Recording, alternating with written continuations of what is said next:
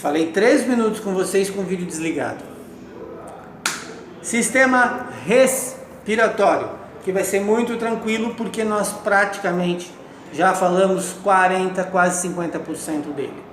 Por quê? Porque eu começo justamente explicando o circulatório para passar para o respiratório, porque os dois estão ali coladinhos. Aliás, o circulatório faz parceria com todos os sistemas, tá? Vocês vão entender isso. Falar do sistema respiratório vai ser bem tranquilo porque ele é de simples entendimento, não possui tantas estruturas e nós já falamos do seu funcionamento pela base, nós já falamos do seu funcionamento e o seu objetivo principal dentro do corpo humano, que é a questão relacionada à troca gasosa. Tá legal? Então, o sistema respiratório, vamos lá. O que é o sistema respiratório? Conjunto de órgãos e estruturas que promovem a oxigenação do organismo. Oxigenação esta, que nada mais é do que oxigenar células, tecidos, órgãos e sistemas. Através do sistema respiratório, nós retiramos do ar atmosférico o oxigênio, trazemos para dentro do corpo para ser armazenado. Este oxigênio, então, vai ser recolhido pelo sangue e levado até as células. Ainda assim, também com o sistema respiratório, nós pegamos o gás carbônico acumulado nos pulmões e mandamos embora do corpo, porque o sangue chegou lá também e depositou gás carbônico. O sistema respiratório faz isso, certo? Sistema respiratório composto de vias aéreas, que são as vias respiratórias, vias aéreas, as que recolhem o ar atmosférico, que basicamente são as fossas nasais e a cavidade oral. Depois nós temos as vias respiratórias, que são os canais internos de condução do ar atmosférico, e depois nós temos o órgão principal, ou os órgãos principais, que são os pulmões. Vias aéreas captam o ar atmosférico, fossas nasais, cavidade oral. Vias respiratórias, dutos, canais internos, que nós vamos estudar, e que conduzem o ar atmosférico até o interior dos pulmões. Tudo bem? Então vamos lá, sistema respiratório.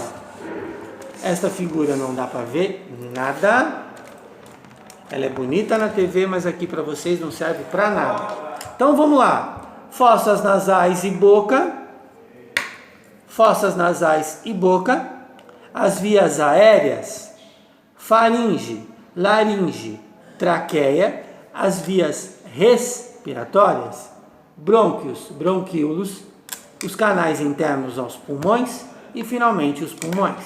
Sistema respiratório na tela para vocês, certo? Então percebe que eu tenho aqui todo o sistema respiratório. É interessante que vocês abram esta figura para acompanhar lá, porque vocês têm esse material. Tá legal? Então tá aí o sistema respiratório. Nós temos lá em cima a... Vai sumir os nomezinhos, acho que fica melhor assim, né? Isto. Nós temos lá em cima as vias aéreas. Vamos começar lá então. Fossas nasais e cavidade oral. Quando o ar atmosférico adentra as fossas nasais, os nossos dois orifícios da narina, separados das nossas narinas, separados pelo septo nasal. A nossa cavidade oral, a nossa boca, que serve tanto para comer, quanto também para recolher ar atmosférico, tá certo? Então vamos lá. Atrás, posterior às fossas nasais e a cavidade oral, eu tenho um canal muscular chamada de faringe. Detalhe para a faringe. A faringe ela é um canal muscular comum ao sistema respiratório e ao sistema digestório. Por quê? Porque tudo que passa pela narina sai na faringe. Tudo que entra pela boca vai na faringe também. A faringe é este canal aqui. Então aqui, o ar atmosférico que entra tanto pelas narinas quanto pela boca vão ser recolhidos depois pela laringe, que é este mais centralizado. Faringe, laringe. A faringe vai descer lá atrás da traqueia e vai dar com o esôfago, onde vai descer o bolo alimentar. Aqui do lado, a laringe. A laringe, quando nós deglutimos a comida, há aqui na pontinha da laringe uma válvula chamada epiglote. Quando nós engolimos a comida, a epiglote fecha, que é para não entrar resíduo alimentar nas vias respiratórias. Então, a laringe é a porta de entrada das vias respiratórias. Aqui está a laringe. Faringe, canal muscular lá atrás, posterior à narina e à cavidade oral. Laringe, início da traqueia, possuindo uma válvula chamada epiglote, que tem a função de se fechar quando nós engolimos ou deglutimos a comida para que não entre nenhum resíduo alimentar aqui.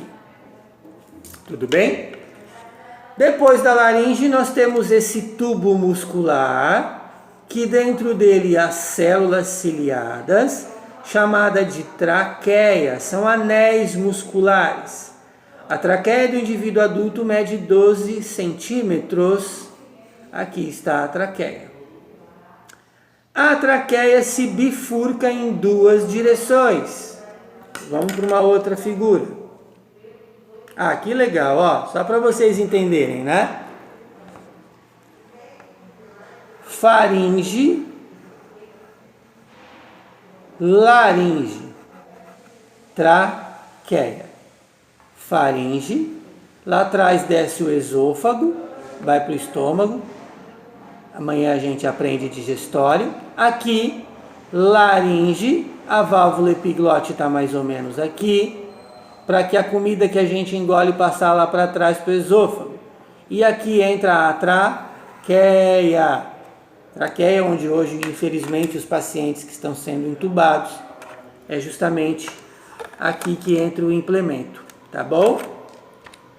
Vamos lá? Aí está aqui, de novo, né? A traqueia se divide em dois. Esse tronco pós-traqueia, que vai para o lobo direito e lobo esquerdo, chamado brônquio. Então a traqueia vem, se divide em dois brônquios, que se ramificam nos mais fininhos, que são os bronquíolos. Traqueia, brônquio, bronquíolos, tanto de um lado quanto do outro é igual. Tudo bem? E na ponta dos bronquíolos estão as microbolsas que a gente falou, os alvéolos pulmonares, onde deposita-se oxigênio e gás carbônico. E a gente veio para essa figura de novo, tratar da hematose. Então percebam que o sistema respiratório ele é um grande parceiro do circulatório. Internamente aos pulmões existem essas estruturas, brônquios, bronquíolos e alvéolos. Todo o ar que vem pelas vias aéreas e respiratórias é depositado aqui. E o sangue, quando chega com a rede venosa, deposita aqui também. Um minutinho só, percebe? Agora a gente fala dos pulmões e praticamente terminamos o sistema respiratório.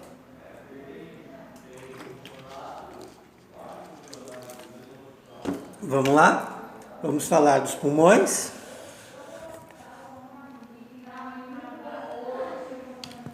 O que são os pulmões? Podemos nomear, a anatomia nomeia os pulmões em,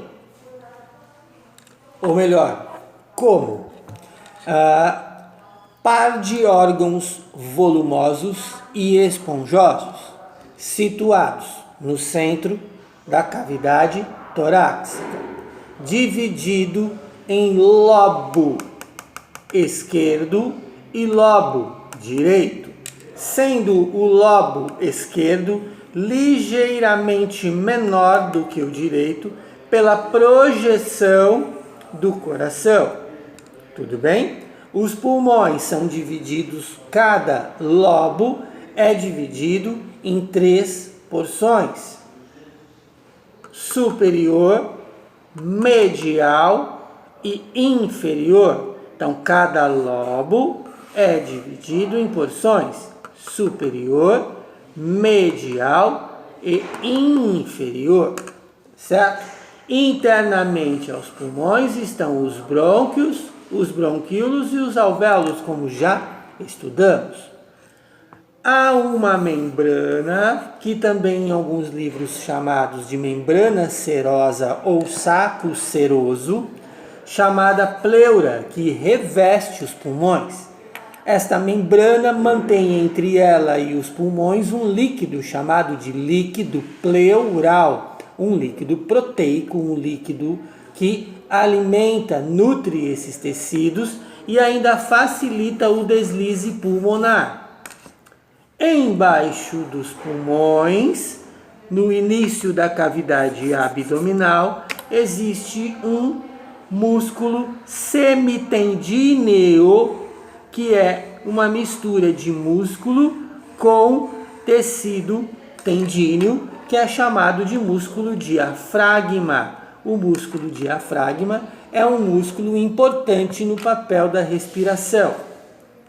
Quando nós vamos recolher o ar atmosférico, ou seja, inspirar, trazer o ar para dentro, o diafragma desce, os pulmões ficam do seu tamanho natural.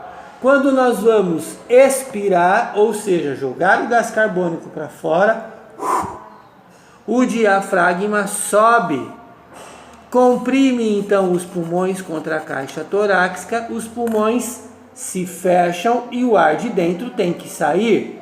Diafragma desce, pulmão volta ao seu tamanho normal. Diafragma comprime para cima, os pulmões se comprimem e o ar é expulso. É isto. Sistema respiratório. Passado a limpo. Tá? Ele não é um sistema complexo. Tem os nomezinhos, vai marcando o que são vias aéreas, o que são vias respiratórias, a definição de pulmões, o que é a traqueia, diferença entre faringe lá atrás e a laringe aqui do ladinho, tá certo? E pronto, passamos o sistema respiratório hoje, já na aula de anatomia, num vídeo de 13 minutos, a gente conseguiu. E é isto mesmo, alguns sistemas são mais complexos, outros sistemas nem tanto, por conta de que eles acabam emprestando o seu nome e a sua função para um sistema principal, então eles são, digamos, como atores coadjuvantes e não atores principais, fazendo uma comparação boba aqui. Mas o sistema respiratório basicamente é isso. Claro, num estudo aprofundado a gente vai estudar a capacidade pulmonar, que é o chamado VO2 máximo, que é a questão relacionada o volume de ar por litro que a gente consegue armazenar nos pulmões, que é uma relação também com que sua vida, a forma com que você usa o seu corpo, se você fuma, não fuma, bebe, não bebe, faz exercício, não faz. A gente tem alguns acometimentos nestas vias respiratórias, traqueia, brônquios e bronquíolos. Então, por exemplo, dentro das traqueias há uma mucosa com células que produzem um muco. O que faz esse muco? Esse muco é a proteção. Toda vez que há uma invasão de um agente, de um vírus nas vias respiratórias e também nas vias aéreas, há uma aceleração na produção desse muco. O que é esse muco? É a secreção que a gente fica quando a gente está resfriado, quando a gente está gripado, quando a gente tem uma questão pulmonar.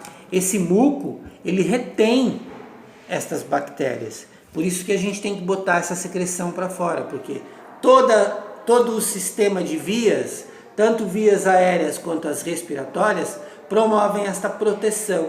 Geram muco, O muco ele tem a propriedade de filtrar, interromper, barrar a passagem do processo infeccioso, do agente infeccioso, e fica produzindo muco para combater. O problema é o efeito reverso. Quando se produz muito muco, esse muco começa a estacionar e aí ele já passa a interferir no funcionamento. Então o corpo é assim, né? O que é proteção, muitas vezes se essa proteção precisar permanecer por muito tempo, a própria proteção se torna o agente nocivo ao corpo. É o que a gente chama de natureza de feedback. Se você tem um processo infeccioso nas vias respiratórias e o seu organismo fica produzindo muito muco para combater esse processo infeccioso ou viral, esse muco vai começar a te fazer mal.